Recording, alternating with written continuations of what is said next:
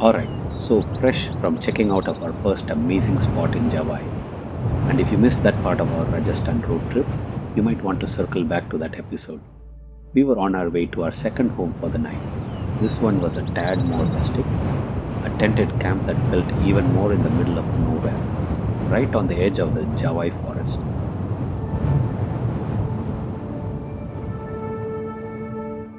Instantly, this place pinged a memory of a similar kind of stay we had back in Sri Lanka, though that one was perhaps a notch up on the luxury scale. But we'll get to that Sri Lanka story another time. Here, the tents were nicely spaced out, with little clumps of shrubs and short trees dotted around, giving you that cozy private feeling.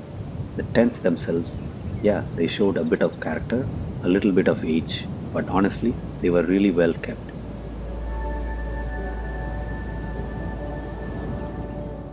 Now, the approach to this place, classic us. It was one of those, are we there yet? Is this even a road? Kind of situations. Muddy tracks, no clearly defined path. That's our secret handshake for knowing we've probably found somewhere interesting. It gives you that proper feeling of arrival, you know?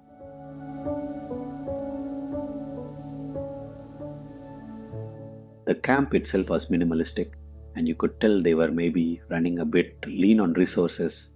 But let me tell you, there wasn't a single dip in their hospitality. It was pretty hot outside the tents. So most of our communication was over the phone with the staff. But anything we asked for, bam, it was there super quick.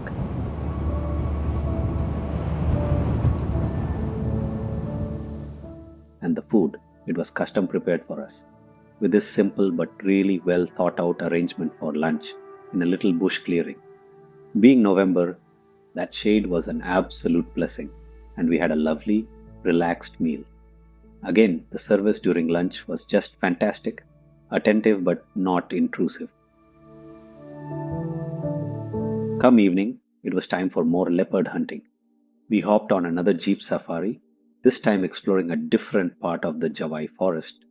The drive itself was an adventure, winding through little villages and then up into the mountains.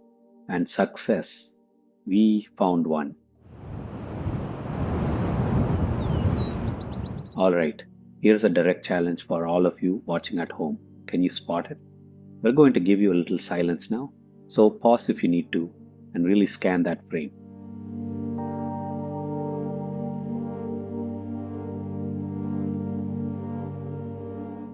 Our jeep driver, sharp as ever, spotted this leopard, and my son, who was manning the camera, got it in frame almost immediately. Me? Well, let's just say it took me a considerable amount of time, squinting into the distance. I finally had to see it on the camera monitor by zooming a lot. And no, I'm absolutely not going to say it had anything to do with my age. Let's just say the camera's zoom feature proved rather helpful.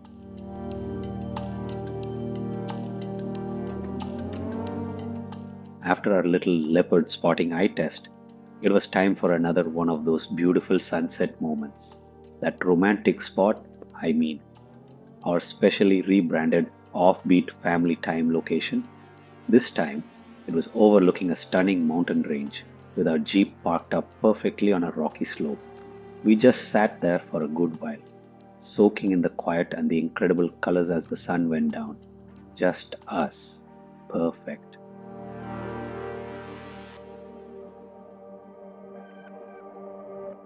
Back at the camp, dinner was another special affair.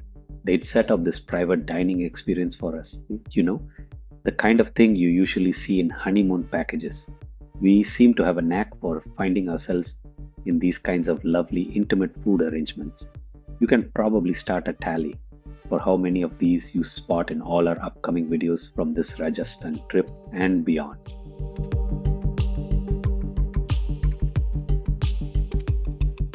But the real transformation of this place happened as night fell. The whole vibe just shifted. The lighting they used was probably the main reason. It was cleverly done.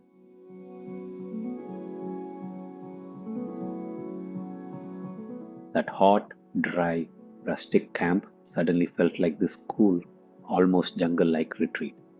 The hospitality, which was already great, just seemed to meld perfectly with this new nighttime atmosphere.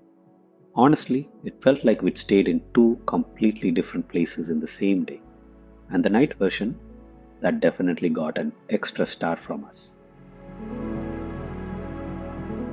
So, the next morning, after a quick breakfast, it was time to check out and head towards our next big destination in Rajasthan.